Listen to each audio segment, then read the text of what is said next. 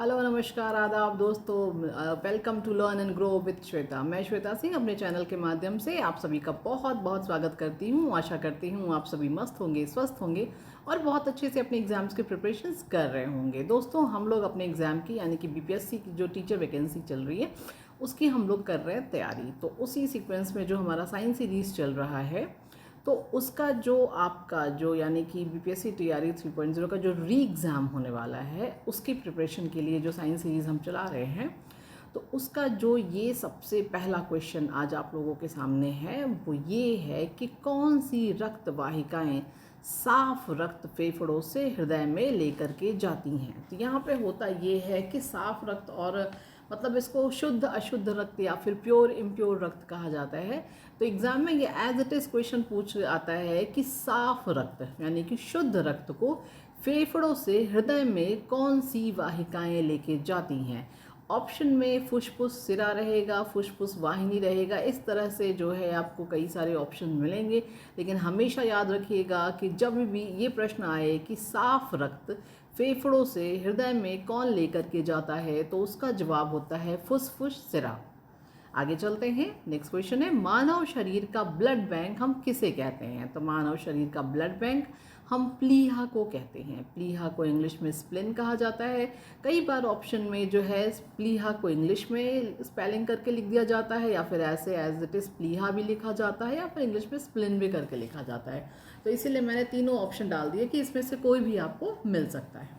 अगला क्वेश्चन है कि आरबीसी किस और नाम से जानी जाती है। मैंने यहाँ पे नाम लिखना मैं भूल गई हूँ। या आरबीसी को हम और किस नाम से जानते हैं। तो आरबीसी को हम इरिथ्रोसाइट्स कहते हैं। आरबीसी को हम और क्या कह सकते हैं, इरिथ्रोसाइट्स। कई बार आता है आरबीसी को मतलब मैच कराने के लिए आता है या फिर मतलब ये किसी न किसी तरह से आरबीसी को इरिथ्रोसाइट कहते हैं, ये पूछा जाता है जो है। अगला प्रश्न है कि आरबीसी उत्पन्न कहाँ पर होती है। तो आरबीसी का जो उत्पन्न होता है, जो आरबीसी का जो निर्माण स्थल होता है वो बोन मैरो होता है। हमारी जो बोन होती है उसके बीच में होता है बोन मैरो। और कहीं ना कहीं आपने सुना होगा कि जैसे अगर किसी को ब्लड कैंसर जैसी समस्या होती है तो उनके यहाँ मतलब उनके जो जेनेटिक रिलेशन उनके जिनसे होते हैं, मतलब ब्रदर सिस्टर फादर मदर इस तरह से, तो वहाँ से बोन मैरो का जो है वो उनको मतलब दिया जाता है जो है। तो वो क्योंकि आरबीसी का जो उत्पन्न स्थल होता है वो बोन मैरो होता है और इस तरह से व्यक्ति की जान बचाई जाती है। अगला प्रश्न है कि आरबीसी का कब्रिस्तान किसे कहते हैं। एक आप लोगों ने पढ़ा कि आरबीसी कहाँ उत्पन्न होती है, उसको हम बोन मैरो कहते हैं। एक है कि आरबीसी का कब्रिस्तान किसे कहते हैं, उससे वो कहते हैं प्लीहा यानी कि स्प्लेन को। अगला क्वेश्चन है कि आरबीसी का जीवन काल कितना होता है। आरबीसी का जीवन काल 120 डेज का होता है। वेरी इंपॉर्टेंट क्वेश्चन और highly recommended for your exam. And the next question is कि मनुष्य के रक्त में WBC की कौन सी किस्म अधिक होती है। मतलब कि ह्यूमन ब्लड में WBC का कौन सा वैरायटी सबसे ज़्यादा पाया जाता है। तो वो है न्यूट्रोफिल्स। एग्जाम में ये सारे के सारे क्वेश्चन आपको इसी फॉर्मेट में या फिर थोड़ा सा घुमा फिरा के मिलेंगे, लेकिन अगर आपने इसको इस तरह से भी पढ़ लिया तो आप उसका जवाब सही दे पाएंगे। अगला प्रश्न है कि रक्त समूह यानी कि ब्लड ग्रुप के खोजकर्ता कौन है। तो ब्लड ग्रुप को खोजा है लैंडस्टीनर ने।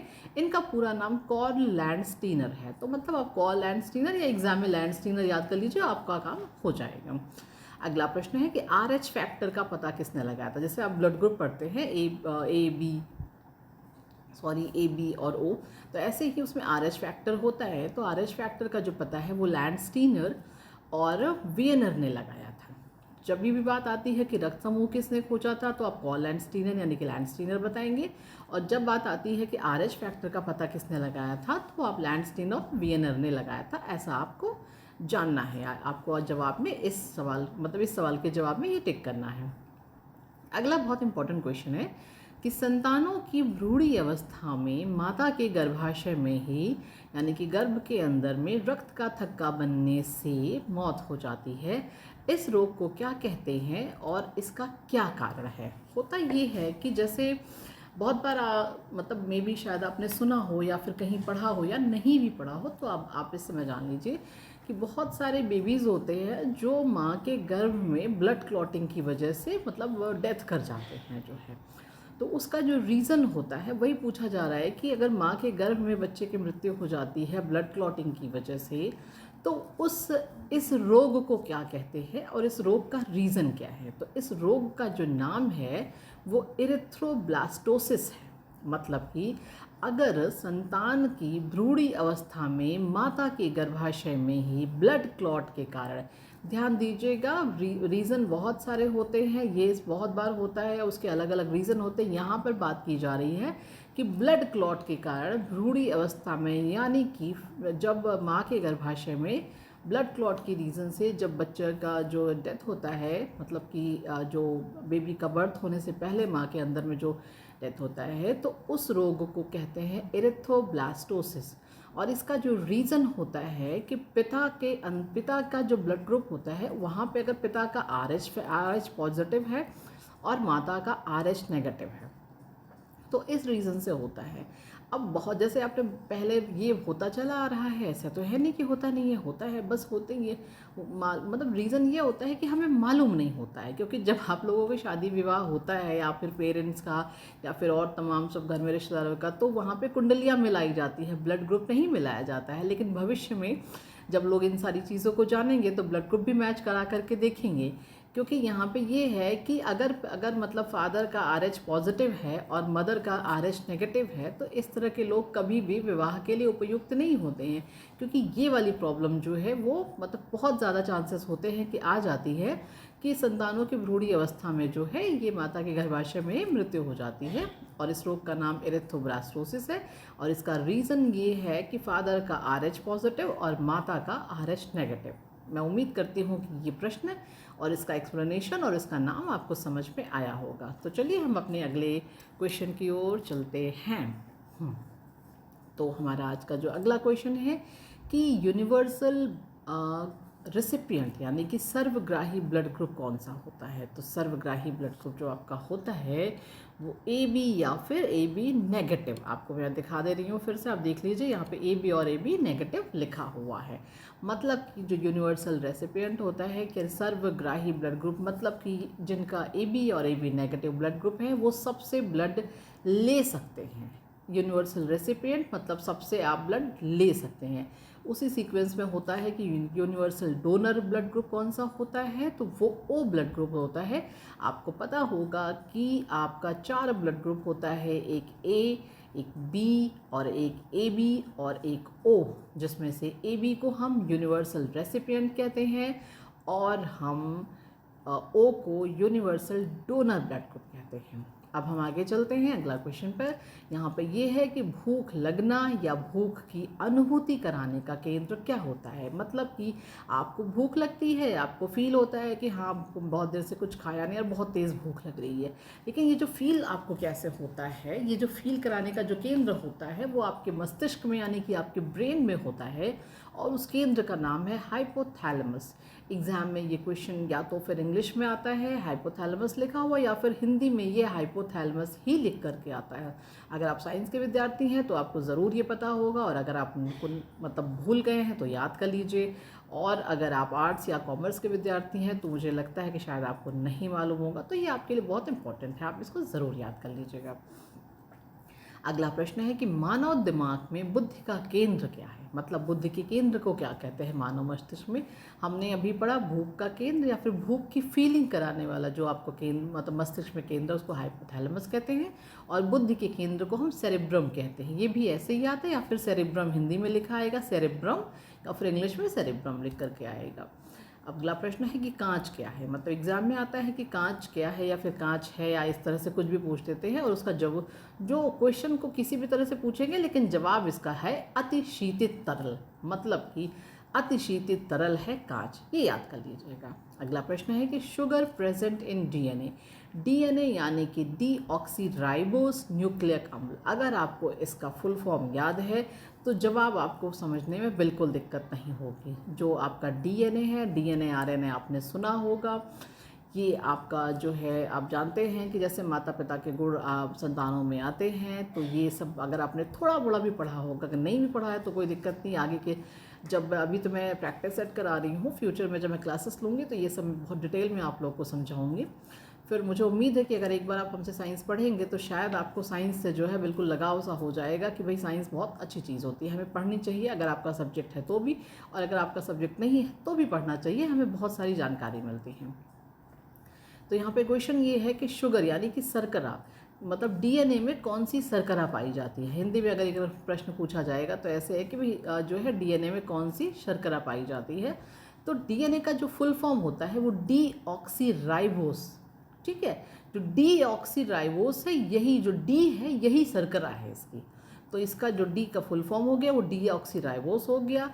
एन और ए का मतलब होता है न्यूक्लिक एसिड, यानी कि डीऑक्सीराइबोस न्यूक्लिक एसिड, और इसमें जो शर्करा प्रेजेंट है डीएनए में वो डीऑक्सीराइबोस है।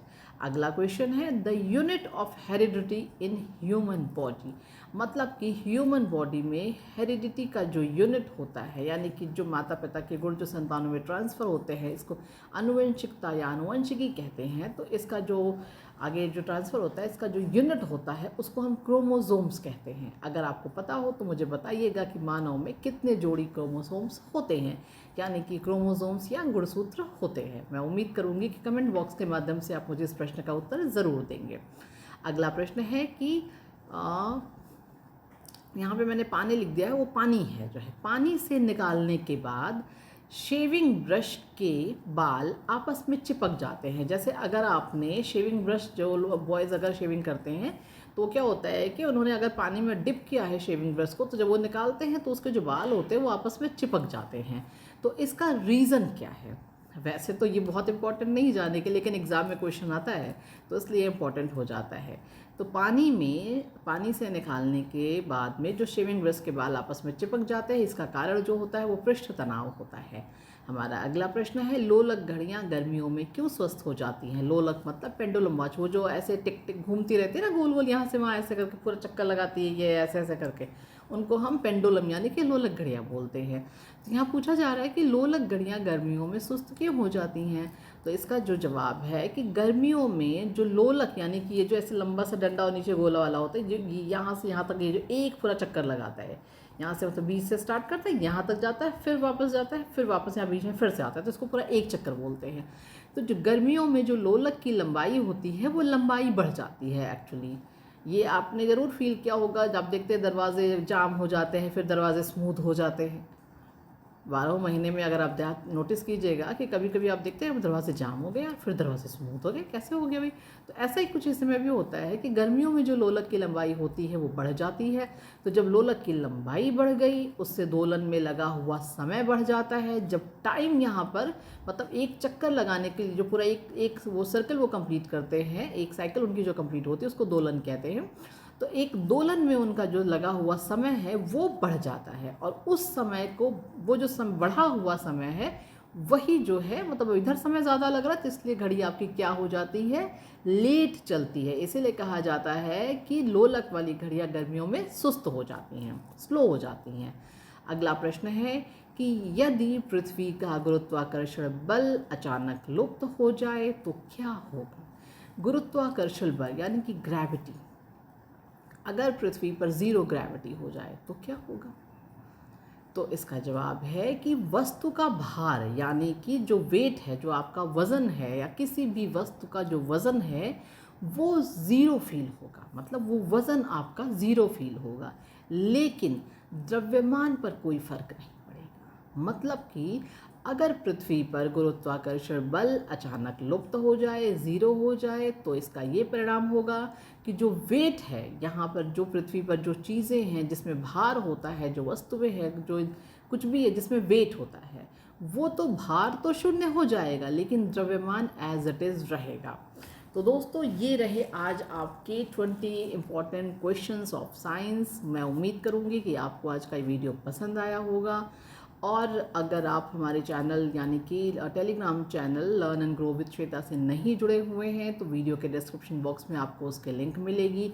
आप उसको ज़रूर ज्वाइन कर लीजिएगा, क्योंकि मैं जो कुछ भी यहाँ पर पढ़ाती हूँ वो मैं अपने टेलीग्राम चैनल पर शेयर करती हूँ। और अगर नहीं भी ज्वाइन करना है तो कोई दिक्कत नहीं है, आपका जो है 2 पेज का शीट होता है 20 क्वेश्चंस का, आप इसका स्क्रीनशॉट ले लीजिए, या फिर अगर आपको खुद की हैंडराइटिंग में इसको पढ़ना पसंद है तो इससे अपनी नोट्स बना दीजिए, या फिर जहाँ पर आपका ज़्यादा समय बीतता है वहाँ पर फ़ोन रख करके आप कुछ भी अपना काम कर रहे हैं वीडियो चलाते रहिए। 1 लाइनर आंसर है। यूट्यूब पे जो लंबी लंबी वीडियोस बनती हैं उस तरह का वीडियो मैं नहीं बनाती हूँ। 1 लाइनर एक स्टूडेंट के लिए जैसा एक वीडियो होना चाहिए ताकि कम समय में आप ज़्यादा से ज़्यादा कंटेंट पढ़ सके, उस फॉर्मेट पर मैं ये वीडियो बनाती हूँ। मैं उम्मीद करूँगी कि आज आपको मेरी बात समझ में आई होगी, जो भी मैंने समझाने या पढ़ाने की कोशिश की है। अब हम मिलेंगे कल, और फिर जो है मैं अभी साइंस का ही जो है सीरीज़ कंटिन्यू करूँगी। फिर जब साइंस का सीरीज़ थोड़ा सा हो जाएगा तो फिर जीएस की हिस्ट्री, ज्योग्राफी, पॉलिटी और बाकी को भी हम शामिल करेंगे। तो फिर आज के वीडियो में इतना ही। मेरी पिछले वीडियो को बहुत सारा प्यार देने के लिए आप लोग का बहुत बहुत धन्यवाद। मिलते हैं कल एक और बेहतरीन वीडियो में। चलिए, गुड नाइट, टेक केयर, शुभ रात्रि, शब ब खैर, बाय बाय।